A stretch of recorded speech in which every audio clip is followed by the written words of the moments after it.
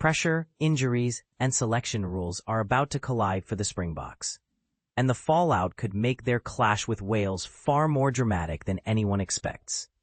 And this is the part most people miss. South Africa might go into their final November test with a seriously trimmed squad, yet still carry the weight of being the world's top-ranked team. Rassie Erasmus has revealed that the Springboks are likely to finish their November tour with a much smaller group, taking only about 24 or 25 players to face Wales.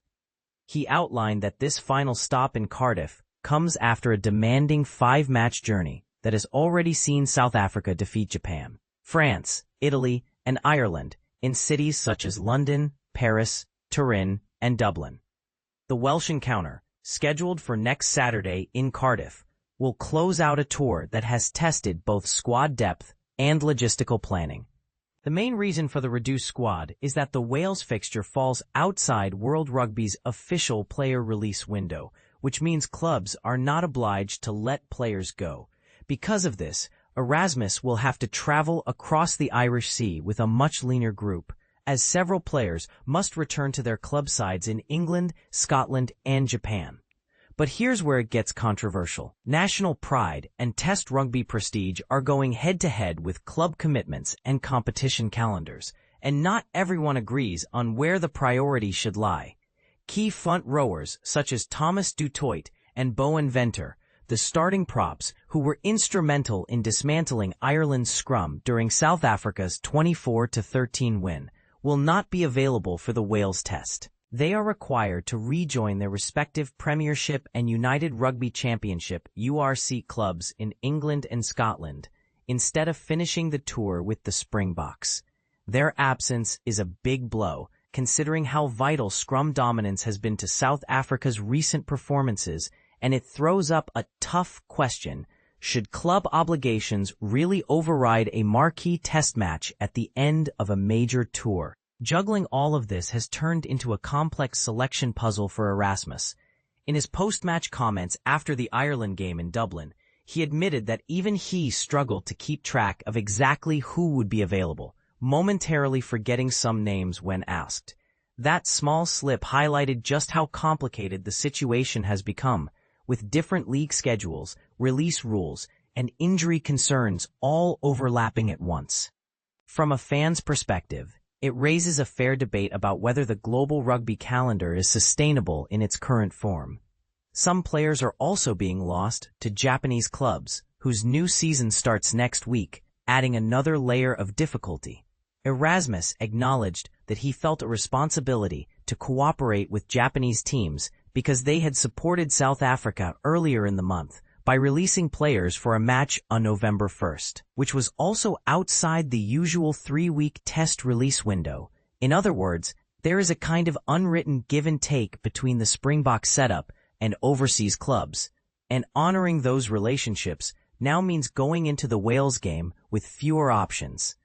When asked how many players from the Ireland squad would miss the Wales match, Erasmus said it would be quite a few, and began listing categories rather than just names. He pointed out that all players based in competitions like the Premiership and URC would be affected, highlighting figures such as Thomas du Toit, Bowen Venter, R.G. Snyman, and Edwill van der Merwe as examples of those who would not be available.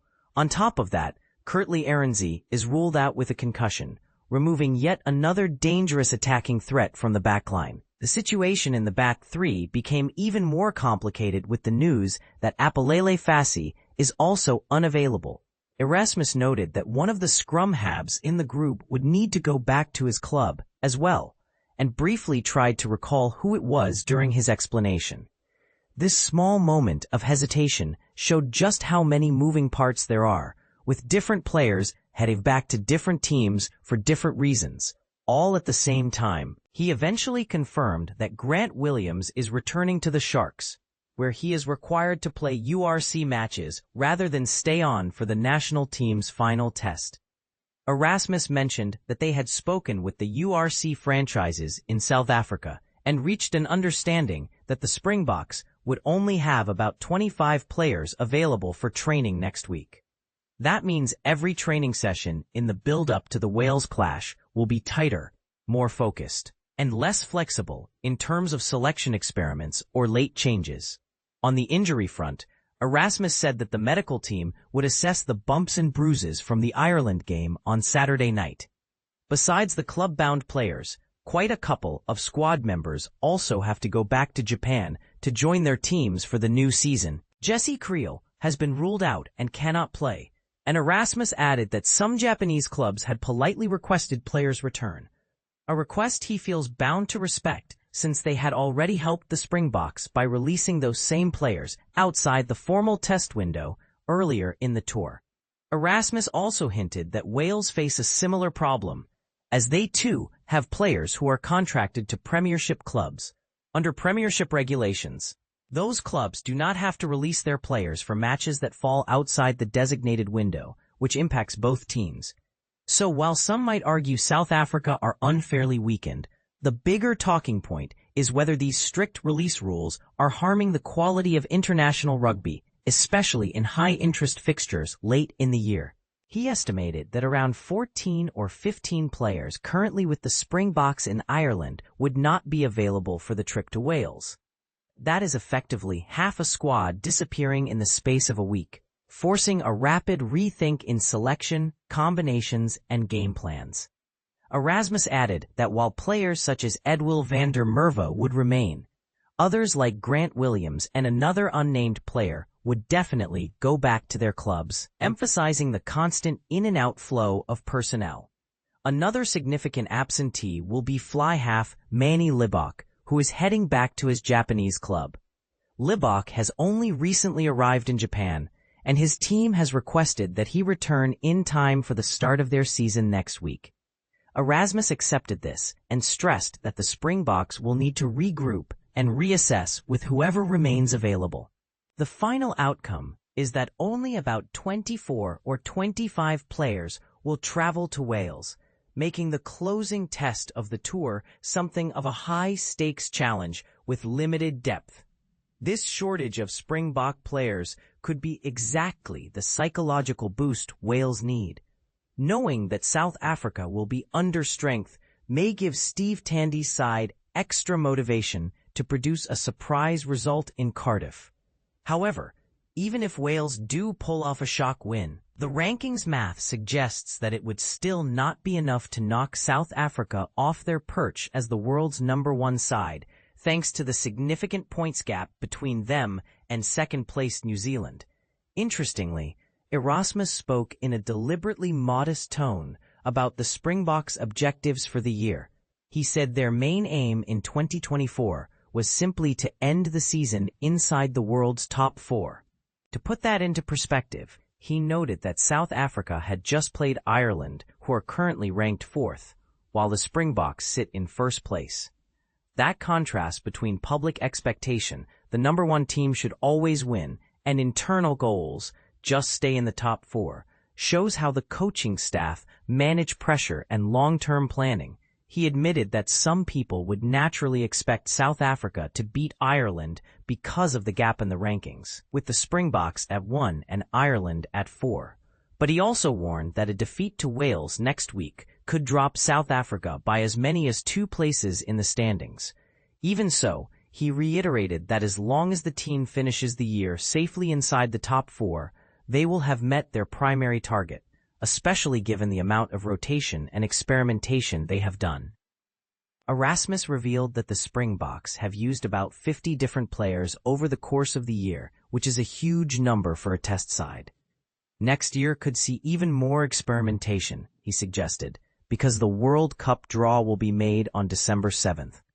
The key detail is that a team is ranked outside the top 6 at that time. It risks being placed in a so-called pool of death, with multiple heavyweight opponents right from the group stage. For that reason, Erasmus said, the first major goal was to make sure South Africa stayed in the top 4, so that the World Cup pool they land in would be more manageable. That does not mean an easy path, but it increases the chances of avoiding a nightmare group. This strategic focus on rankings might frustrate fans who only care about winning every week, but it reflects how coaching teams must think in multi-year cycles rather than just one match at a time.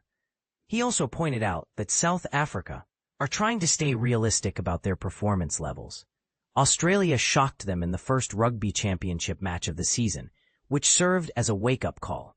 In total, the Springboks have lost 2 matches this year and 2 last year, and Erasmus used those numbers to show that, while the team has been successful overall, there is still room for improvement, particularly in consistency and adaptability. Complicating matters further is the number of key forwards unavailable through injury. Oxenche and John Hendrik Wessels are among the notable absentees, and Erasmus explained that these losses force the coaches to bring younger players into the setup. Veteran tight head Frans Malherbe is also not expected to be ready until next June, removing another pillar from the Springbok scrum for a significant period. The upside of these setbacks is that South Africa have been forced to improve their ability to swap players in and out across various positions without losing too much cohesion. Erasmus believes the team is getting better at managing these transitions and integrating new faces, but he insists there is still a lot of work to do if the Springboks want to remain at the top of the world game for the long term. It becomes a delicate balance between maintaining short-term results and building long-term depth. All of this leads to a bigger, more contentious question. Does the current structure of international windows, club commitments, and global competitions help or hinder teams like the Springboks from performing at their best? Some fans argue that clubs pay the players' wages and should have the final say, while others insist that Test rugby is the pinnacle and deserves priority. Where do you stand on this? Should national teams ever be forced to go into massive tests with about 14 or 15 guys missing? Or is this just the reality of the modern professional game? Share whether you think Erasmus is being pragmatic or too accommodating to clubs, and whether ranking strategy should trump fielding the strongest possible team every week.